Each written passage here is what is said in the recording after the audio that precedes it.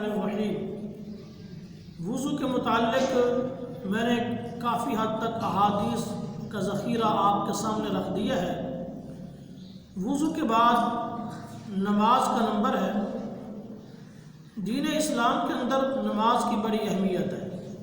عن جابر قال قال رسول اللہ صلی اللہ علیہ وسلم بین العبد و بین الکفر ترک الصلاۃ، کہ آپ صلی اللہ علیہ وسلم نے ارشاد فرمایا کہ بندے اور کفر کے درمیان نماز چھوڑ دینے کا فاصلہ ہے، یعنی کہ نماز کو دین اسلام کے ساتھ ایسا گہرا تعلق ہے کہ جس نے نماز چھوڑ دی گویا کہ وہ کفر کی سرحد میں پہنچ گیا۔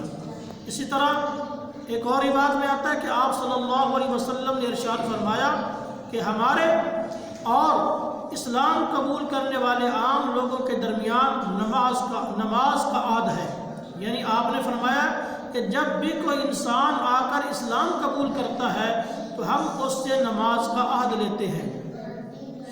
جو شخص نماز چھوڑ دے تو گویا اس نے اسلام کی راہ چھوڑ کر کافرانہ طریقہ اختیار کیا ہے۔